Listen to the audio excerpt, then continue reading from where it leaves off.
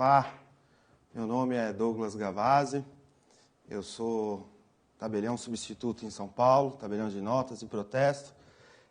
Há 22 anos estamos aí na área de notas, né, no estado de São Paulo, e estou aqui para apresentar algumas aulas, alguma coisa na prática notarial, no dia a dia, para os senhores. Então, vamos dar uma grande introduzida aí na Lei 7433 de 85, no Decreto 93240, a recente alteração da Lei 13097 de 2015, e aí vamos introduzir efetivamente na prática, nos atos notariais, escritura de venda e compra, todas as suas variações, escrituras de permuta, de hipoteca, dação em pagamento, e até coisas bem recentes como o direito de laje e uso capião, né? Então, iniciando aí a nossa aula, vamos falar sobre escrituras públicas, né?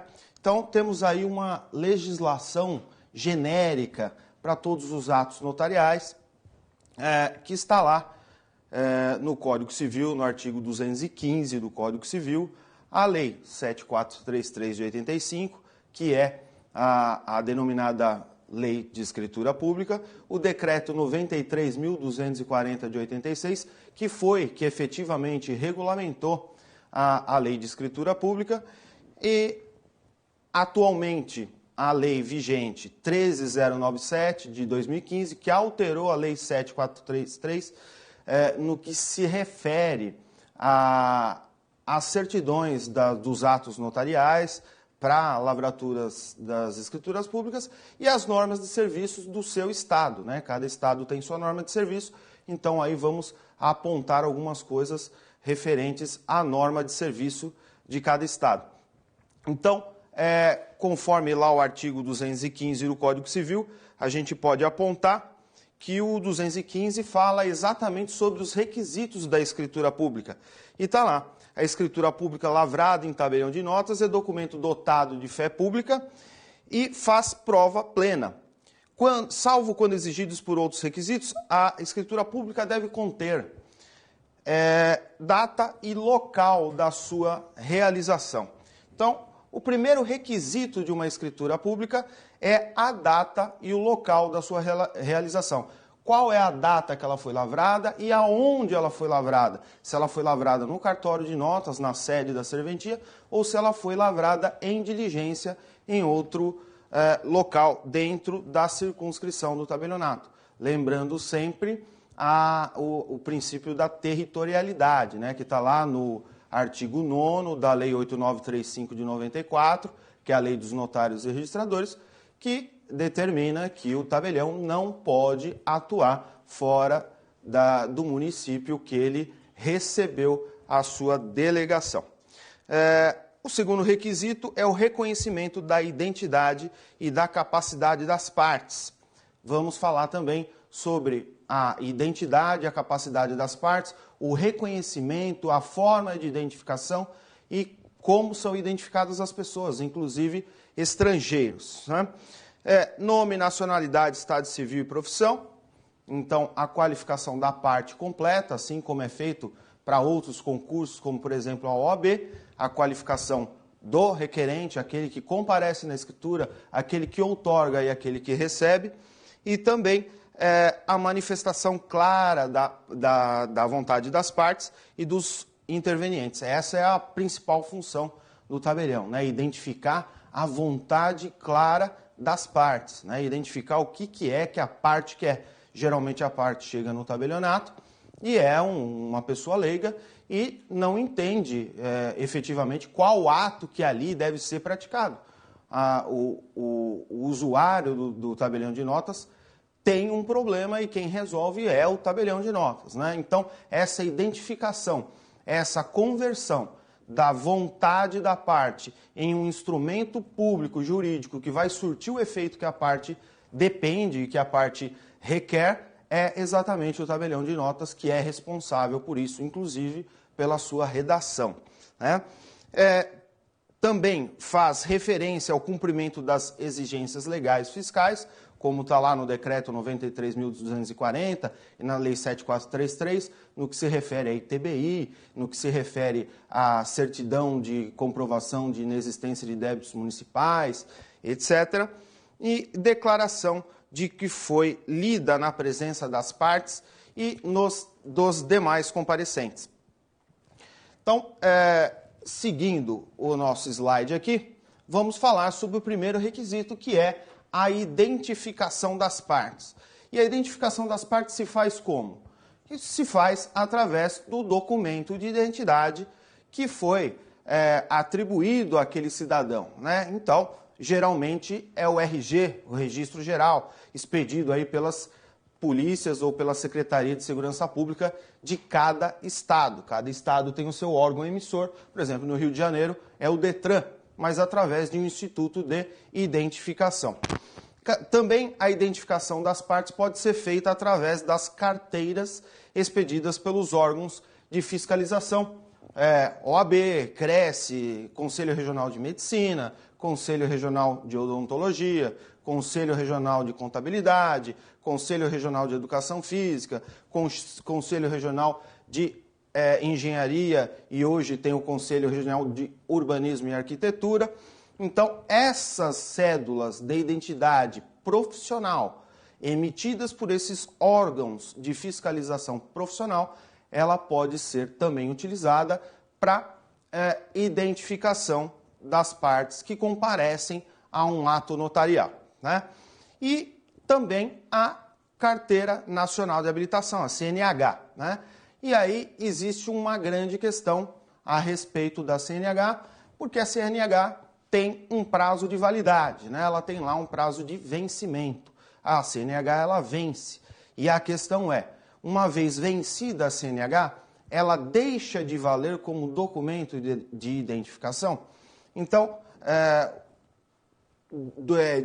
diante o procedimento de identificação das partes, sempre houve essa questão, inclusive para a abertura do cartão de assinatura, da ficha de firma, né?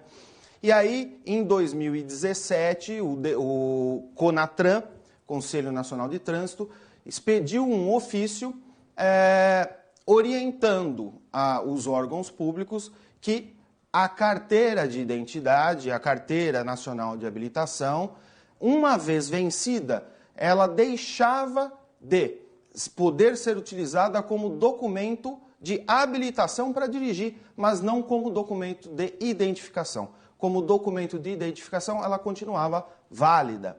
Então, portanto, a CNH vencida, o tabelião de notas pode utilizá-la a fim de reconhecimento da identidade das partes comparecentes no ato notarial.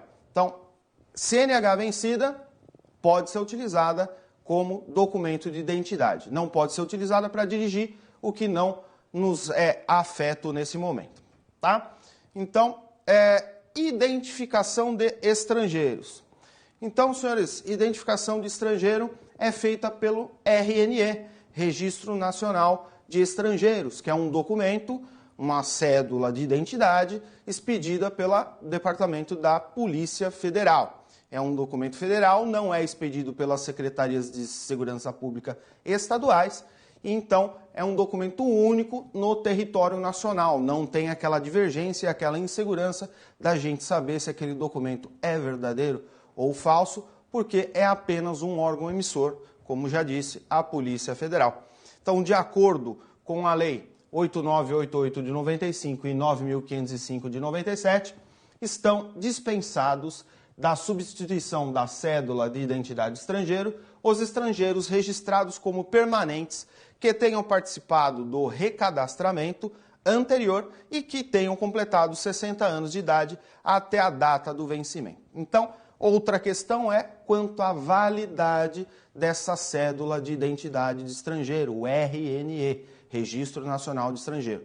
Então, da mesma forma que a Carteira Nacional de Habilitação, que também é um documento federal, embora emitido pelos DETRANs de cada estado, a cédula de identidade de estrangeiro também tem validade. E essa validade vem a mesma pergunta, a mesma questão. E aí? O RNE está vencido, eu não posso mais aceitá-lo para um ato notarial, porque ele está vencido. Então, existe uma regra, conforme essas duas legislações apontadas aí, 8988 e 9505, de 95 e 97, respectivamente, que determina que, se o estrangeiro tem permanência no país, lá no RNE tem um campo válido até ou permanente, situação refugiado.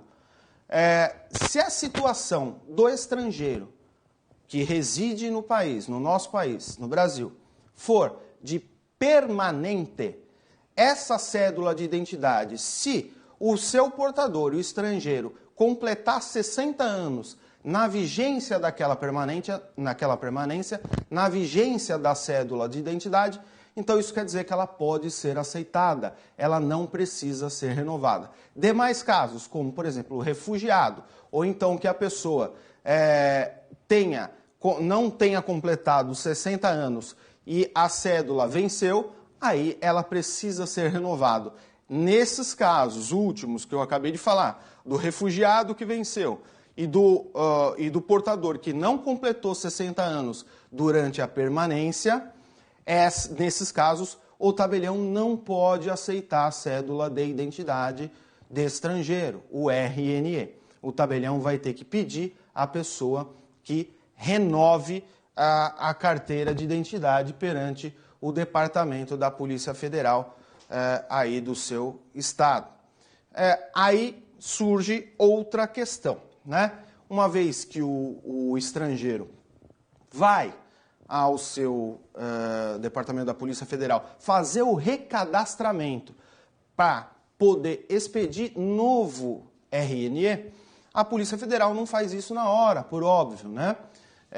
Mas ela expede um protocolo. E esse protocolo geralmente vem com foto. O protocolo vem com a foto do identificado e vem com um prazo de validade nesse protocolo. E esse protocolo também já indica quando é que o novo RNE vai estar pronto para ser retirado e poder ser usado. No caso de refugiados, o protocolo com foto, expedido pela Polícia Federal, é prova suficiente da condição de solicitante de refúgio e servirá como identificação do seu titular, conforme a Lei 9.474 de 97 e os casos previstos na Constituição Federal e convenções internacionais. Então, senhores, o protocolo do RNE para o refugiado, ele servirá sempre, desde que tenha data de validade. Então, o tabelião, o notário, o escrevente que foi nomeado pelo tabelião, ele pode fazer a identificação do estrangeiro refugiado através do protocolo expedido pela Polícia Federal, que tem a foto, que contém a foto, expedido lá pelo Departamento de Polícia Federal, e esse protocolo é válido como documento de identificação para os atos, também para os atos notariais, né? E o protocolo do estrangeiro que não é refugiado? Aí vem a questão.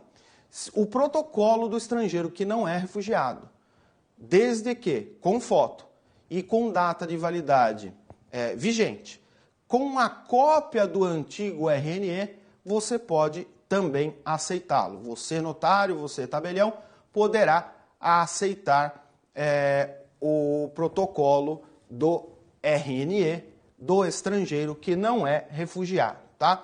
Então, duas questões a serem apontadas aqui. O refugiado, só o protocolo. O estrangeiro que não é refugiado, que pediu para fazer a renovação do RNE, o protocolo com foto e cópia do RNE antigo. Aí você pode aceitá-lo, tá? Fique sempre de olho na norma do seu estado, tá? Geralmente a norma da corregedoria, a norma de serviço do seu estado, aponta algumas divergências, tá? Geralmente, como é uma lei federal, você deve seguir. Mas para concurso, seja catedrático, né? Siga a norma do Estado, leia a norma do seu Estado na questão de identificação das partes e aplique aquilo no concurso, tá?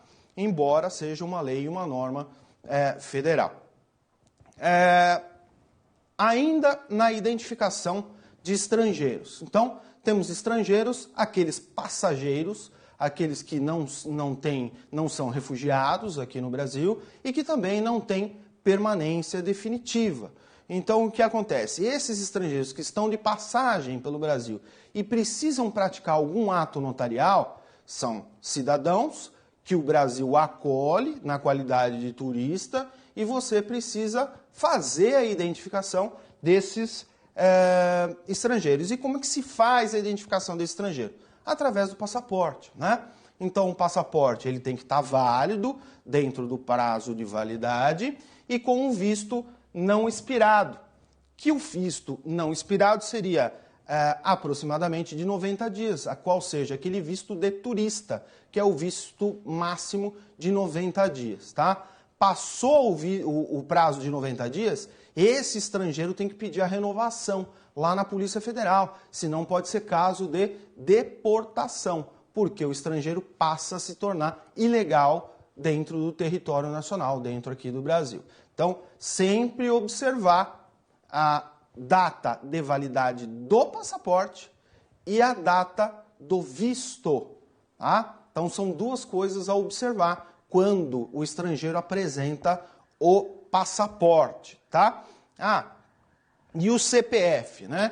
Depende do ato que ele está querendo praticar. Se é um ato simples, ele não vai precisar do CPF. Se é um ato de aquisição de imóvel, por exemplo, então ele será obrigado a se inscrever no cadastro de pessoas físicas do Ministério da Fazenda. Vamos falar sobre isso um pouquinho mais especificamente mais para frente. Sempre verifique a norma da Corregedoria, a norma do Tribunal de Justiça do seu estado, tá?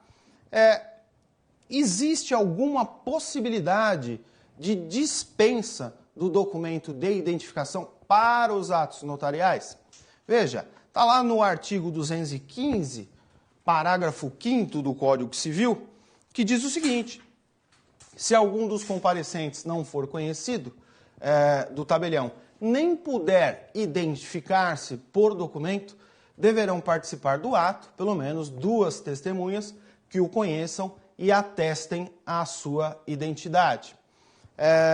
E aí o decreto 93.240 de 86, parágrafo 1º, artigo 1º, inciso 1, diz o seguinte: os documentos de identificação das partes e demais pessoas que compareceram na escritura quando julgados necessários pelo tabelião. Então veja, doutores, a identificação do comparecente, do requerente, aquele que necessita da prática de um ato notarial, essa identificação é feita pelo tabelião.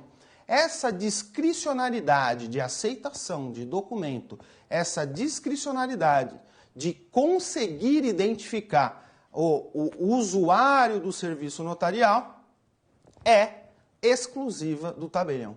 Então, o artigo 215 do Código Civil, que é lá de 2002, né, a gente tem uma exceção um tanto quanto complexa, no sentido de que o tabelião pode dispensar, então, a apresentação do RG e comparecer nesse ato notarial, seja uma escritura de venda e compra, por exemplo, 2 testemunhas que atestem que o fulano efetivamente é o fulano. Coisa que carece o ato notarial de uma complexidade de identificação, porque eu vou ter aí 3 pessoas, o identificado e 2 testemunhas, dos quais eu posso não conhecer, né? Até o próprio 215, parágrafo 5º, diz o seguinte: se não for conhecido do tabelião, veja, muitas vezes em uma grande cidade, você não vai conhecer a pessoa, né? E ainda que conheça, né, você está abrindo mão de um documento de identificação para a realização de um ato notarial, e dependendo da sua complexidade, como, por exemplo, numa escritura de compra e venda, onde está adquirindo a propriedade de um imóvel, é um procedimento bastante arriscado. E podemos dizer aí até com falta de cautela.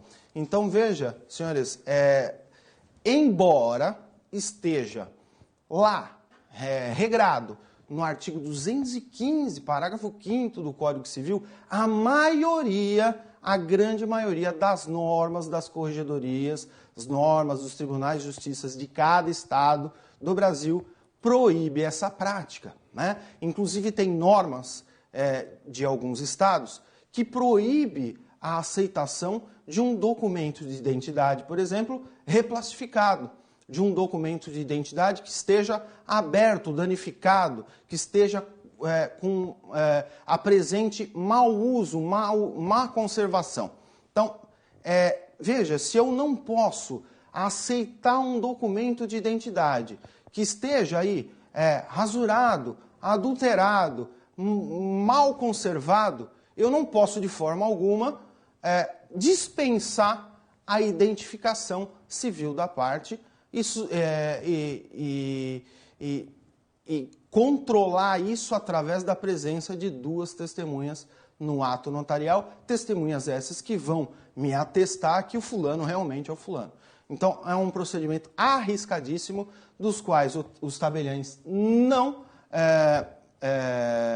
praticam, mesmo porque, quando do ingresso desse título lá no folho real, o registrador vai ter que cumprir a Lei 6.015, que é a Lei de Registros Públicos, e lá na Lei de Registros Públicos diz que a matrícula dos imóveis é necessário, lá no artigo 167 da Lei de Registros Públicos, diz que é necessário, então, o número do RG e do CPF das partes. Então, eu vou acabar criando um grande problema lá na frente. Então, para concurso, senhores, não seja moderno, né? Seja catedrático. Siga o que está na norma da Corregedoria do teu estado. RG, RNE, passaporte, carteira de trabalho eletrônica, digitalizada, né? Documentos expedidos por órgãos fiscalizadores de serviço, CRES, CRM, CRES, OAB, etc. Tá? O artigo 215, infelizmente, não conseguimos aplicar no que tange aí a identificação das partes pela substituição de testemunhas que atestem tal situação. Tá? Então é uma questão bastante complexa e para concurso, esqueçam isso aqui. Aplica a norma do Estado. Nunca dispense documento de identificação, tá? Na lavratura do ato notarial. Você vai arrumar um grande problema lá na frente quando do ingresso desse título no folho real, tá? Então, cadastro no Ministério da Fazenda, CPF, né? Então, participantes em transações imobiliárias, obrigatoriedade de inscrição no CPF, conforme instrução normativa 1548 de 2015 da Receita Federal do Brasil. Então, senhores, como é dito agora há pouco, né? CPF é obrigatório? Depende, né? O estrangeiro que está passando aqui no Brasil transitoriamente é um turista e precisa reconhecer uma firma, eu não sou obrigado a exigir o CPF para a abertura do cartão de assinatura. Entretanto, esse mesmo estrangeiro, se ele estiver legal no Brasil, ele decidiu então adquirir um imóvel. Então, nesse momento, a aquisição desse imóvel, ele se torna obrigatório a inscrição no cadastro de pessoas físicas do Ministério da Fazenda, no CPF, tá? Então, esse estrangeiro passa a ser identificado também pelo CPF, que é um número lá do Ministério da Fazenda, tá? Isso para transações imobiliárias. Envolveu imóvel, vai ser obrigatório a inscrição no CPF. Recebeu o imóvel por herança, é estrangeiro, obrigatório a inscrição no CPF, tá? Senhores, Estado Civil, né? Então, o artigo 215 do Código Civil diz lá, né? Nome, nacionalidade, Estado Civil. Já falamos sobre a identificação das partes, já falamos sobre a nacionalidade, né? O estrangeiro nacional, as diferenças, e agora estamos falando sobre Estado Civil, seguindo a regra do 215 do Código Civil. Então, a pessoa, o praticante de um ato notarial, o requerente, o usuário, aquele que chega na serventia com o problema e que o notário tem que resolver, ele tem que comprovar o seu estado civil. E qual é o estado civil? Solteiro, casado, separado, divorciado, viúvo. E como eu comprovo isso, né? Eu comprovo isso através da certidão de casamento. Então, eu sou casado, eu apresento a certidão de casamento. Eu sou separado, apresento a certidão de casamento com a averbação da separação, seja ela judicial ou extrajudicial. Sou divorciado, da mesma forma, apresento a certidão de casamento com a averbação do divórcio ou a conversão da separação em divórcio, tá? Viúvo, eu vou apresentar certidão de casamento e a certidão de óbito, né? Muitas vezes, quando do óbito de um dos cônjuges, se faz uma anotação na certidão de casamento. É válido? Sim, é válido, né? Porque nessa anotação contém todos os dados do registro do óbito do cônjuge falecido. Então, dessa forma, eu comprovo o meu estado civil, né? E essa certidão de casamento deve ser atualizada? Veja, para efeito de segurança notarial, de segurança jurídica, sim. Qual é o prazo que a gente costuma utilizar? Um prazo máximo de 90 dias. Existe regra para isso? Não, não existe regra. É uma cautela que o tabelião deve tomar para a identificação do estado civil da pessoa. Cuidado aqui, né? Atenção aqui para as normas de cada estado. Tem estado que regra prazo de validade da certidão para apresentação no ato notarial. E tem outros estados que simplesmente silenciam a respeito disso, tá?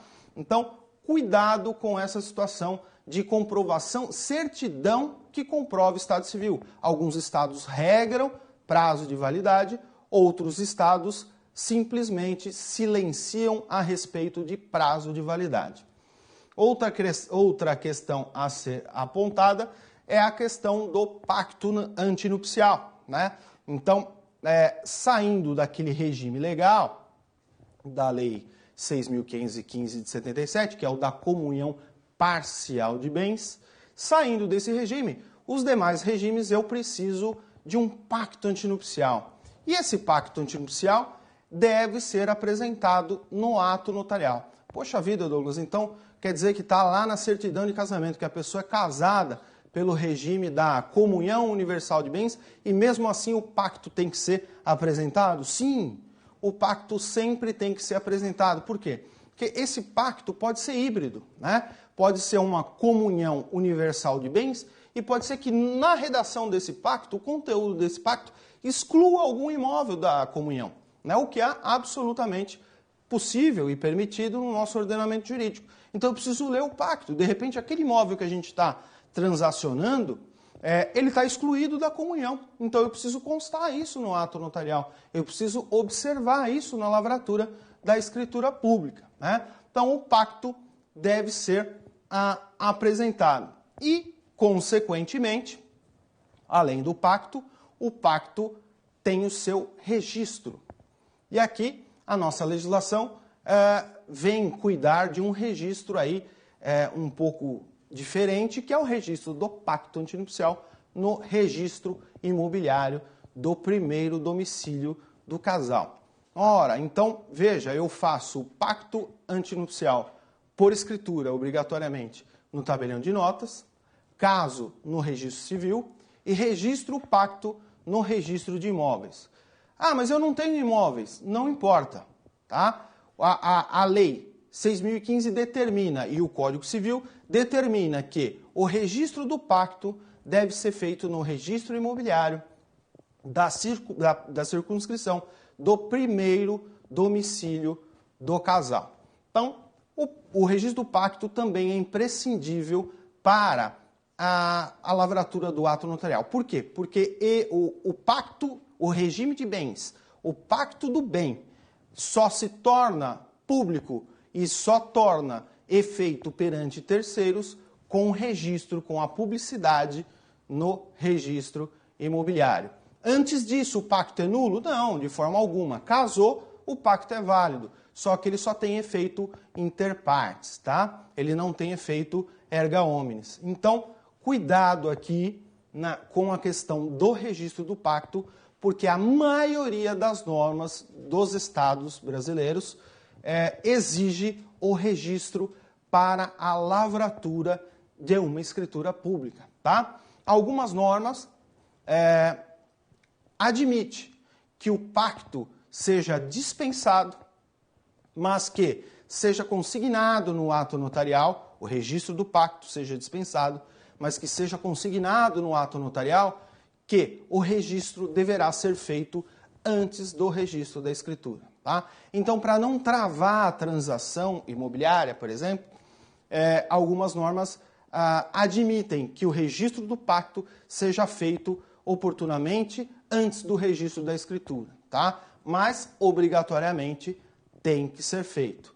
Não são todas as normas dos estados que admitem isso, tá?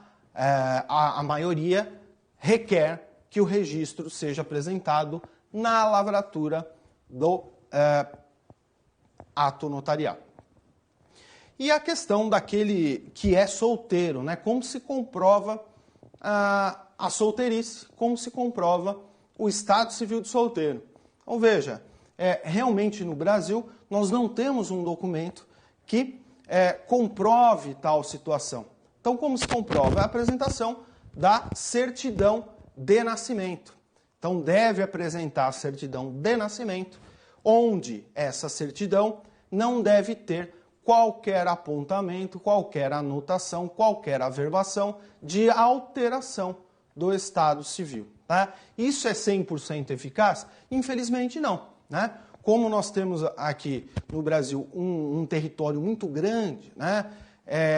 E algumas regiões bastante carentes, um registro de nascimento feito em uma cidade no estado de São Paulo, por exemplo, e um casamento realizado no interior de uma cidade no Nordeste, dificilmente essa coligação é feita instantaneamente, né? Geralmente é feita pelo correio, embora os órgãos de classe estão atualmente se informatizando tanto que, por exemplo, no estado de São Paulo, no estado do Paraná, essa questão essa comunicação é feita através de uma intranet, é tudo feito eletronicamente. Então, a segurança jurídica é muito maior, né?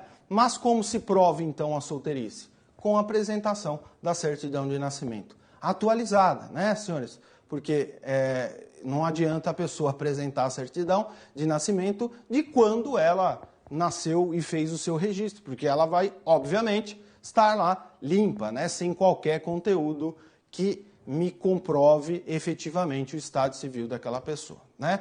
Então, declarou-se solteiro, necessário, então, a apresentação da certidão de nascimento para a comprovação do estado civil. Senhores, prestem atenção nessa situação, no sentido de que algumas normas do Estado, do seu Estado, Tribunal de Justiça, Corregedoria, nada falam sobre a apresentação da certidão de nascimento, né? Então, se a norma não fala, então, veja, não é obrigatório. Por cautela, solicitamos a apresentação dessa certidão. Alguns atos, por exemplo, no caso de inventário, sim, aí a norma aponta, olha, apresentar a certidão que comprove vínculo de parentesco e do estado civil, né? Mas, por exemplo, numa venda e compra, a norma silencia. Então, cuidado aqui, questão de concurso, se a norma silencia, então não há obrigatoriedade de apresentação, tá? Vamos seguindo aqui.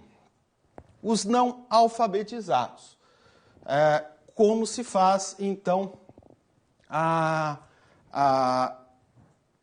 o comparecimento da pessoa que não é alfabetizada a um ato notarial? Então, a assinatura a rogo e coleta da digital da parte impossibilitada. Então, eu vou pedir, eu não, quem pede? O impossibilitado. O impossibilitado vai pedir a alguém, esse alguém de confiança dele, do impossibilitado, e não do tabelião. Cuidado, hein, senhores, questão de concurso. Não é o tabelião que pega uma pessoa lá, um funcionário do cartório, e coloca a rogo na escritura. Não, de forma alguma. Quem solicita a presença dessa pessoa é a parte impossibilitada, é a parte não alfabetizada. Então, esse requerente que tem essa qualidade de não ser alfabetizado, o que acontece? Ele vai deixar a impressão digital do seu polegar no ato notarial, feita com um coletor de digitais, tá? E vai solicitar para que outra pessoa assine a rogo, tá? Cuidado aqui, também verifique a norma do seu estado, porque existem normas estaduais do Tribunal de Justiça e Corregedoria que diz que apenas silencia na questão da digital, né? Algumas dizem digital polegar direito, outras dizem digital do polegar e não fala qual, e outras simplesmente silenciam a respeito da coleta digital. Então, quer dizer que só a assinatura daquela pessoa a rogo torna o ato perfeito? Sim, tá? Então, só a assinatura e o esclarecimento no ato notarial que o fulano de tal deixa de assinar o ato em virtude de não ser alfabetizado ou em virtude de ter sofrido alguma doença, um AVC, por exemplo, que deixou a parte direita imobilizada e ele não consegue assinar, esclarecimento disso na escritura e o comparecimento de uma pessoa que assine a rogo por ela, a pedido dela, né, já qualifica o ato notarial como perfeito, tá? Então, cuidado. Algumas normas exigem que, além dessa cautela, se colete a impressão digital do polegar direito dessa pessoa que tem alguma impossibilidade, tá? Então, cuidado nessa questão aqui, que isso é questão de concurso, tá? Pessoas jurídicas, identificação de pessoas jurídicas, essas são obrigadas a se inscreverem no CNPJ, né? Conforme instrução normativa 1634 de 2016. Então, cadastro no Ministério da Fazenda através do Cadastro Nacional de Pessoas Jurídicas, CNPJ, do Ministério da Fazenda, conforme a instrução da Receita Federal do Brasil. Então, obrigatoriamente, a pessoa jurídica que comparece no ato notarial deve ser inscrita no CNPJ? Sim, obrigatoriamente. Obrigatoriamente, a pessoa jurídica deve ser inscrita no CNPJ. Pessoa jurídica não inscrita no CNPJ não está apta a participar de um ato notarial. Então, o que é a pessoa jurídica, assim como a pessoa física? Já falamos, a pessoa física apresenta o quê? A sua identidade, o seu cadastro do Ministério da Fazenda, que é o CPF, a sua qualificação quanto ao estado civil, nascimento, casamento com averbação ou anotação. E a pessoa jurídica tem que apresentar o quê? O contrato social. O contrato social, ou estatuto, né? Esse contrato social ou estatuto, esse ato constitutivo da pessoa jurídica, ele tem que ser atualizado? Então, cuidado aqui, verifique a norma do seu estado, tá? Porque existem estados que determinam que a norma, que determina que o contrato social deve estar atualizado na data da lavratura do negócio jurídico por escritura pública. Mas como é que eu atualizo isso? Certidão da junta comercial, né? Algumas juntas comerciais disponibilizam isso através até da internet. Então, pelo site da junta comercial, eu consigo verificar se aquela pessoa jurídica está atualizada, está perfeitamente com as suas atividades em andamento ou não, né? Então, certidão do contrato social ou do estatuto. Então é uma sociedade simples, está registrado no Registro Civil das Pessoas Jurídicas. Perfeito, certidão do Registro Civil das Pessoas Jurídicas. Verifica a norma do seu estado, tá? Tem estado que simplesmente silencia, então você não vai precisar atualizar, tá? Arquivamento desses atos constitutivos vão ser arquivados no cartório, na serventia, e eventuais procurações públicas, como são pessoas jurídicas, geralmente a pessoa jurídica, o representante da pessoa jurídica se faz representar por outra pessoa, né? Empresas grandes, em grandes capitais, deslocamento, trânsito, etc. Essas pessoas se fazem representar através de uma procuração. Como o ato é público, a escritura é pública, a procuração necessariamente também tem que ser pública. É o princípio da atração da forma, tá? E essa certificação 90ª, o que seria isso? Também a procuração eu preciso certificar 90 dias, certidão da procuração por 90 dias. Também verifique a norma do seu estado. Tem estado que impõe norma diferente aqui, tá? Aqui com relação a 90 dias prazo de validade da certidão da procuração. E sinal público, né? Hoje temos a SENSEC, então através da SENSEC a gente verifica o sinal público do subscritor do traslado da procuração, tá? Isso sempre é importante, isso também cai em concurso, tá? A atenção apenas para a certificação 90ª, validade de 90 dias da certidão da procuração. Alguns estados, essa validade é diferente ou simplesmente silenciam com relação à certificação da procuração, tá? Então, cuidado, porque aqui pode pegar você no concurso, tá? Então, daqui a pouco a gente volta com a continuação desse tema.